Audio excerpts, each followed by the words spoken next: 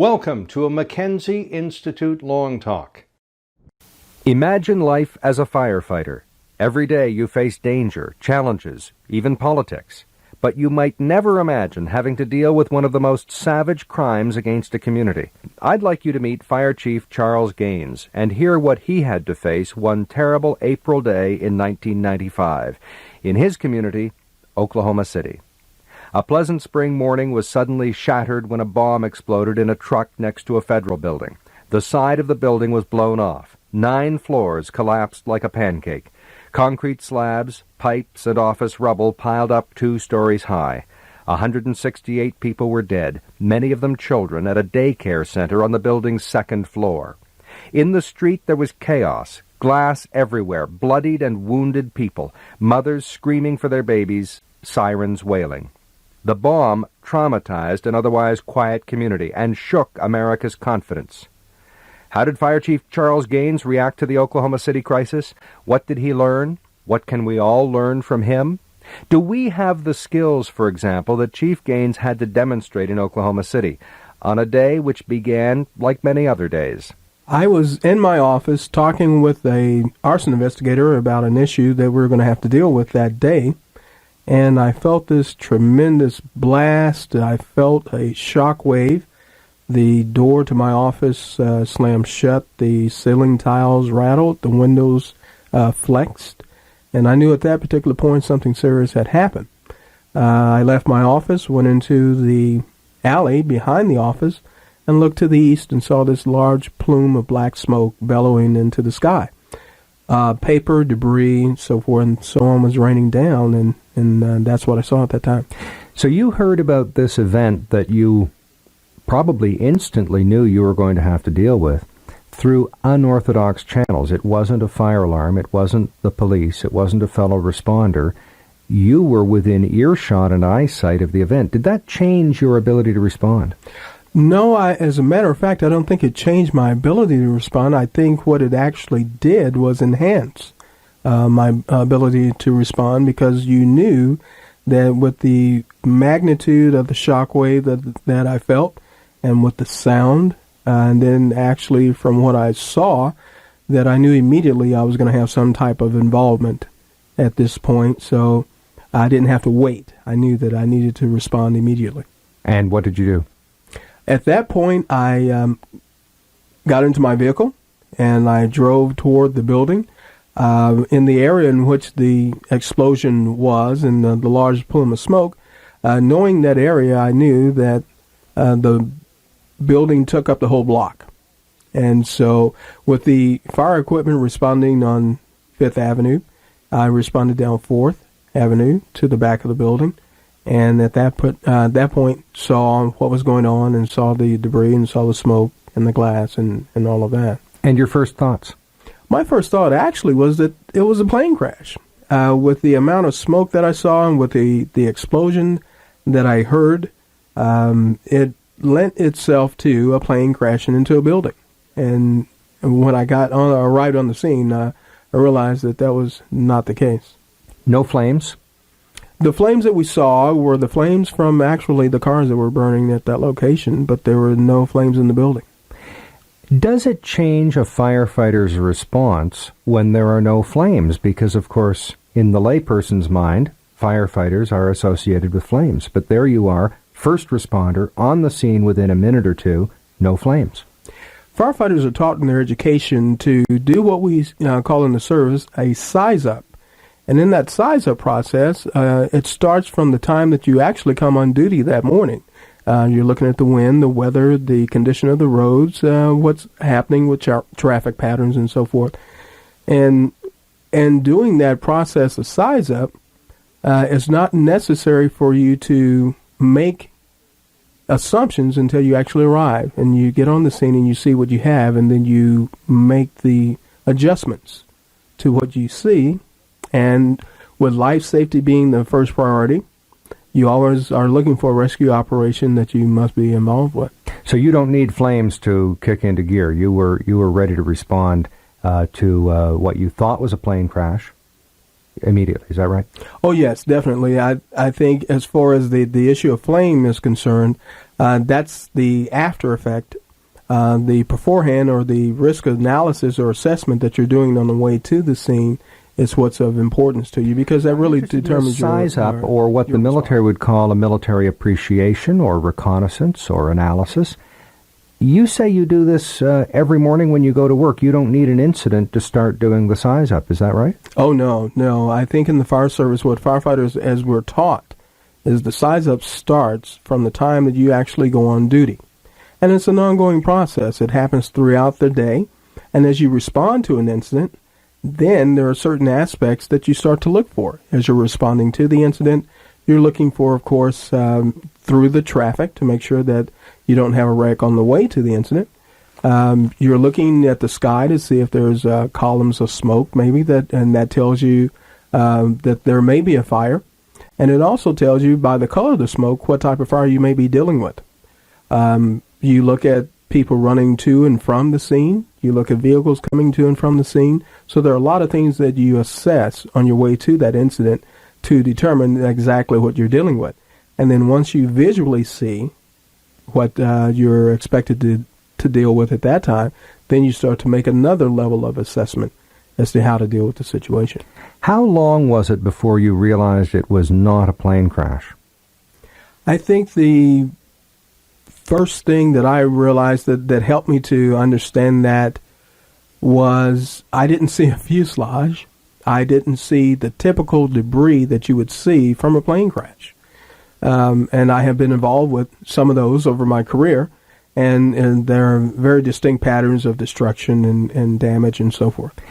Ultimately, did it matter to your ability to respond, whether it was a plane crash or a gas main explosion or a truckload of fertilizer and diesel fuel? Did that matter? No, it didn't matter, because the techniques, the training, the management, all those types of things are the same regardless of what caused it to come into being. What I was going to say with that is that there are certain techniques and strategies and tactics that you use in order to deal with any type of situation, regardless of what the cause of it may be. We're about 5 minutes into the incident now. You've done your preliminary assessment. What role do you take on? At that particular point, my role was to work as the incident safety officer. Pretty much like the military, a firefighter is a firefighter, whereas in the military, a rifleman is a rifleman. You go on to learn different functions of your job throughout your careers, and you operate at different locations. But when the chips are down and it's all hands on deck, so to speak, you revert back to that initial level of training that you received. At that particular point for me, although my function was to serve as the incident safety officer, which is to look out for the health and safety of all the rescue workers at that time, I reverted back to my firefighting days, which actually meant that I had to apply techniques of rescue, techniques of first aid and so forth, techniques of calming the victims down, triage, those types of things in order to get to the incident so that I could do my other job. People forget that emergency responders find themselves in crisis as well. You're not only responding to someone else's crisis, but you are potentially traumatized. You're the potential victims of sabotage or terrorism yourself. Could you talk a bit about managing a crisis within a disaster? I think the real thing about managing a crisis for rescue workers within a disaster has to do with your training, first off, and the level of discipline that your workers have. One of the things that's probably most action-filled, dramatic, draining on a firefighter is to see another one of his fellow colleagues hurt or in jeopardy. And then it becomes a crisis for us at that particular point. One thing that we try to tell our people is that an emergency for someone else is not an emergency for a firefighter. It's your job. And in doing your job, it's an emergency crisis for the people that you're working with, but it's not an emergency for you. Now, it becomes an emergency for us if we should get somebody trapped or hurt or some other way they die in the line of duty. Now that's a crisis. At that point, you want to definitely gain control of your people. You want to get them to a place of safe refuge so that you can deal with them, administer to them. You had an enormous task in feeding and clothing and looking after all those responders. How did you deal with that? In dealing with a major operation, something that's going to last more than a couple of days, more than one day actually, you have to look at how you're going to rehab your people, rehabilitate them, how you're going to feed them, how you're going to get them rested, how you're going to get them watered, if you will. And you have to look at after some creature comforts as well. In doing that, you develop a system, and within that system, it allows for logistics, a person that's assigned to the functions of dealing with your people and making sure that you keep them fed, you keep them going, you keep them motivated throughout this whole process. You were worried about the food supply at one time, weren't you? Food supply in any major incident of a long period of time is definitely something that you have to concern yourself with. And you must ensure that your food supply is secured. And what I mean by that is that you know the source of the food, you know how it's prepared, you can feel confident in the fact that it's wholesome, that it hasn't been tainted in any sort of way. And that's very important, because if you want to sabotage an operation, then one of the best ways to do that is to sabotage the food. And as you came to know that this was terrorism and not a plane crash, that potential for terrorism involving the food or water supply became a very real possibility, didn't it? That could be a very real possibility. That is exactly true. You had a complex disaster site there, and by complex I mean the police, the FBI, FEMA, fire officials, and maybe some others. Could you talk a bit about coordinating all those different people and their organizational cultures? Well, I think every organization, as you expressed, has its own culture. The organization is called into existence for a specific mission and purpose. And what's important in a time of crisis is that all the organizations are able to come together and to focus on what the first goal is, or the objective of the incident. In the fire service, we live by life safety, incident stabilization, property conservation. As this issue turned out to be a life safety issue, it almost by default became a function of the fire department because of the rescue aspect. And at that particular point, taking the lead in the operation from a rescue perspective is where the fire department came into existence, or fulfilled that need. The other organizations then were able to acquiesce to that point of view and allow the fire service to be the focal point for leading the charge and making the rescue operation and coordinating efforts with other agencies. So at that point, they provided us support and assistance from their respective fire agencies. officials, FBI, police, ATF, and others. You've got a lot of macho, mainly males. How do you make sure they don't step on each other's toes? Because I bet they all know how to do it better than each other. Well, and that's probably very true as well. And that would, I could not say to you that maybe did not happen at some point. In the closed-door sessions, that probably did come out. But one of the things that was beneficial about that is that if that did, in fact, happen during the closed-door sessions, it did not make its way out of the room. And that's really what the focus is here, is to know that we were able to coordinate effort and that we were able to identify a common objective and to meet those goals. I am astounded at America's ability to reinvent itself, to be resilient, to be tough, and to take something positive out of even a tragic disaster involving death. Can you speak a bit about that? Because you speak about this event in an upbeat way, in a positive way. You've extracted the learnings from it, and there has been, I hate this word, but there has been a healing process in Oklahoma City that I'd like you to talk about a bit. Well, let me address that issue of the healing process. I think it's come full circle, and it's a natural thing. When you liken it to, metaphorically speaking, you fall, you have an accident, and you go through all the recovery processes. Maybe there's some additional therapy you have to go through. You go through the healing process, which is the ultimate goal, is to get to the healing process. In this situation that we had to deal with, it was important that people rallied around each other and that we clearly identified early on what our objectives were. We clearly identified what our goal was, and we tried to do all that we could to focus on that particular goal. The pioneer spirit is something in Oklahoma that is a very important thing. It's an attitude. It's almost a way of life, actually, and that even though you may suffer a tragedy, you know that tragedy is not going to last always. You deal with it. You stand upright. You dust yourself off, and you keep right on moving. And I think that's exactly what happened here with the people of Oklahoma. Is that, sure, you bloodied our nose. We've been in this fight. But we're going to come out on top of this situation, and we're going to do all that we can to make sure that we don't let this happen again. And we recover from it.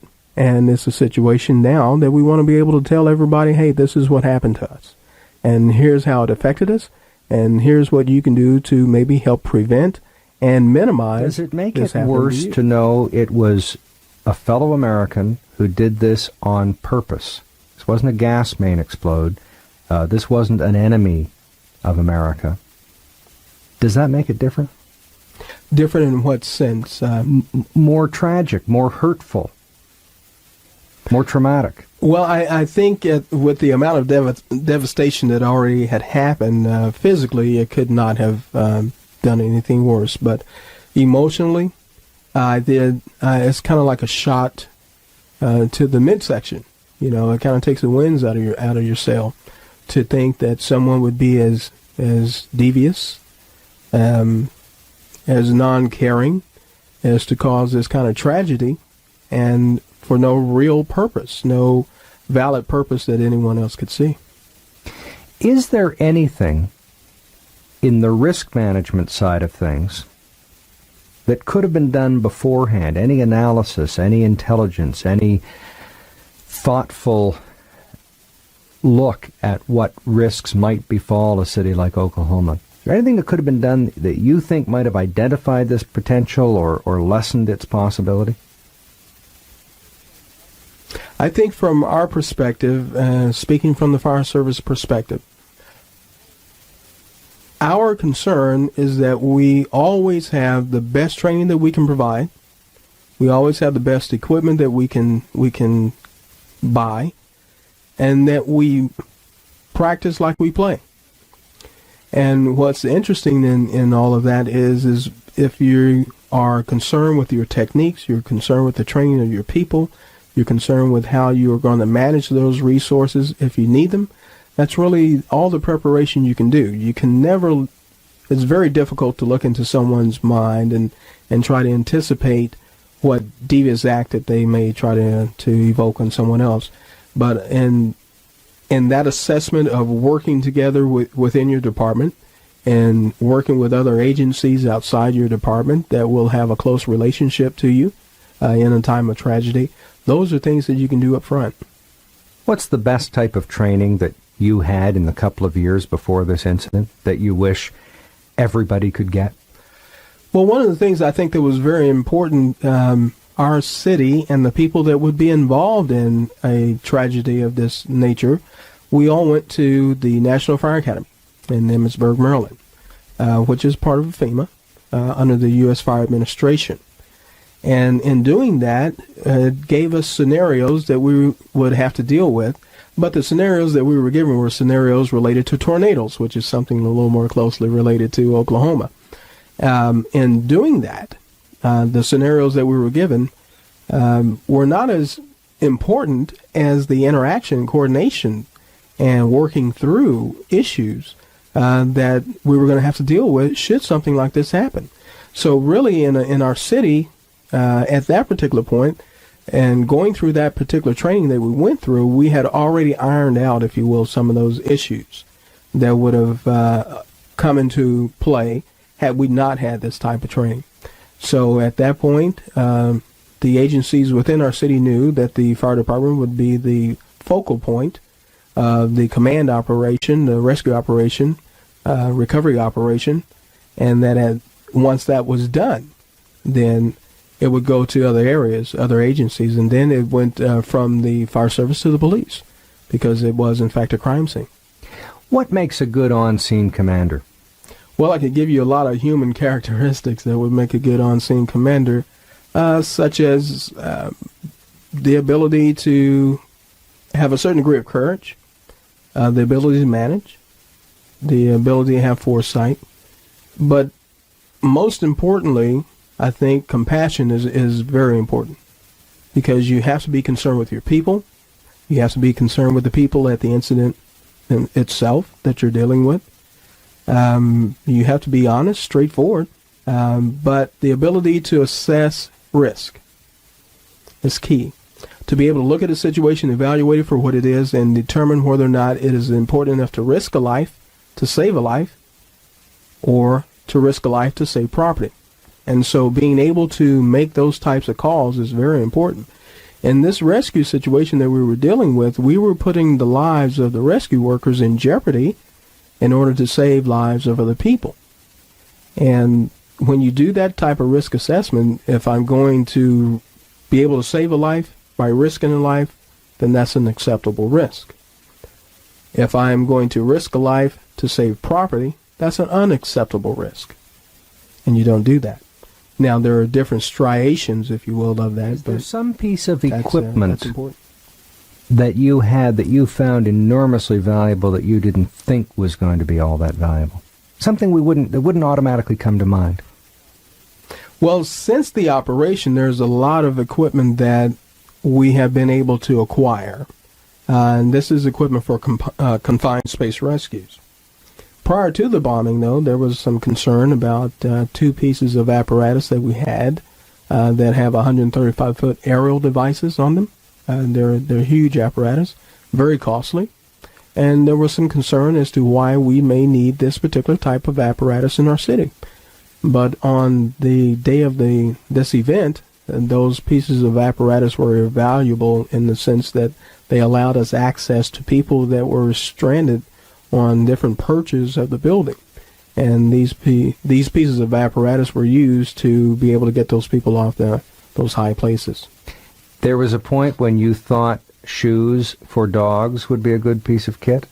Well, it was interesting. Throughout that process, the rescue dogs, the search dogs, and their guides were tremendously valuable in helping us to search in the confined spaces and to search for survivors throughout this whole process. And the concrete, the jagged edges of the concrete and steel and glass and so forth were cutting the pads on the dog's feet.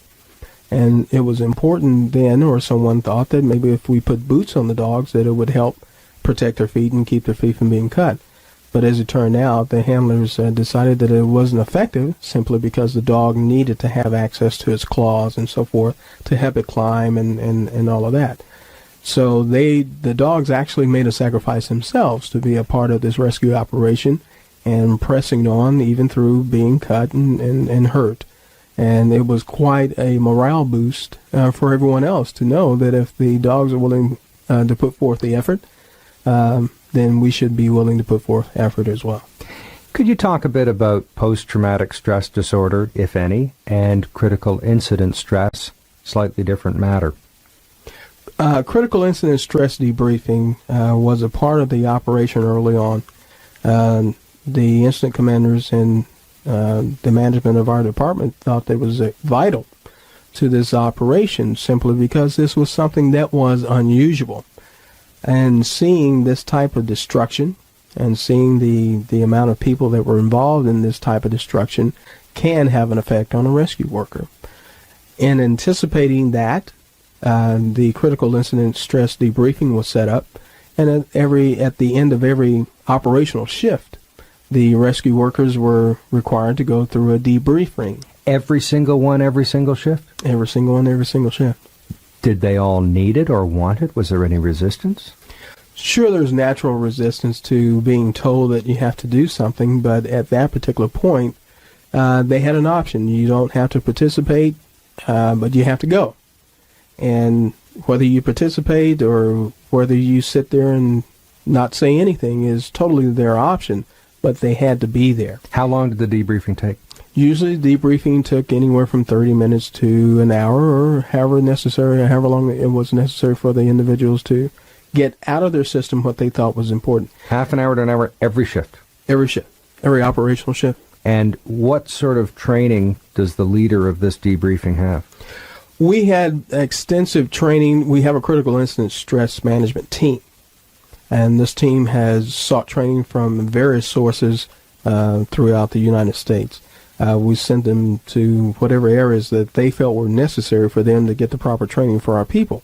And it's through peer counseling that we were able to get our people an opportunity to speak to someone, to share that experience, because it's like anything else that you do. When you use your equipment, you usually take your equipment back to your station, you clean it up, and you get it prepared for the next shift or incident that you have to deal with. Well, you have to understand that you have to do your people that same way. You have to bring them back, clean them up, get them ready for the next shift. And that's basically what the people did you determine were not able to work that next shift as a result of these debriefings? I don't think there was anyone that was not able to work their next shifts. I think everyone was pretty charged. They were motivated. They knew we had a job to do, and everyone wanted to participate. As a matter of fact, one of the things that we had to concern ourselves with was making sure that we had everybody rotate through the incident that wanted to work, because we didn't want to give anybody the impression that they couldn't be involved. Do you think without critical incident stress debriefing every shift that some people might have had post-traumatic stress disorder? Well, I think that would be an assumption, but I think one of the things that we didn't want to find out was if that would happen. So we took the preventive measure, and we did the proper risk analysis here and said that let's put this in place up front, because we don't want to anticipate that there is going to be a problem. You know, it would be very difficult to go back and fix somebody after you've allowed them to be hurt. Well, your metaphor was the oil change on the fire truck at the end of the call. You don't know whether that prevented a bearing wearing out, but you don't want to find out. You don't want to find out. There are a lot of police, fire officials, military, counterterrorism people going to listen to this tape. Are there any other final lessons that come to your mind that you wish you could impart to them? Well, there are a number of lessons. I know that we're limited by the amount of tape that we can use, but I would say that communications is always an issue, be it voice communications over a walkie-talkie or a handheld radio, cell phone communications. In a major incident like that, cell phones became totally jammed. So we almost get down to the basic level of communications, which is face-to-face, using runners, writing messages. Another concern in a situation of this type is going to be the discipline of your people. Understanding that they have a job to do, understanding that they're subject to command, and that they need to follow the orders that are given to them, because the orders are designed to reach a goal. They may not be able to see it right away, but it's designed to do that particular function. So that brings us to the command function. Your commanders have to be knowledgeable. They have to be compassionate, and they have to understand that you can drive your people, you can ask them to do things, but you must always communicate with them and let them know what their objectives are, what they're trying to accomplish. Thank you. Thank you. Fire Chief Charles Gaines of Oklahoma City. His advice that commanders and managers always have to communicate objectives applies everywhere, not just in an emergency. And he reminds us that we have to be smart as well as compassionate. Any views expressed here are not necessarily those of the Mackenzie Institute, its speakers, sponsors, or supporters. But the Institute is dedicated to fostering public discussion, debate, and education about security matters. Google the Mackenzie Institute to join the discussion. The Mackenzie Institute is grateful to its sponsors and supporters. Some of our short pods and long talks are a result of the support of Heathbridge Capital Management Limited, the National Post, and Dundurn Publishing.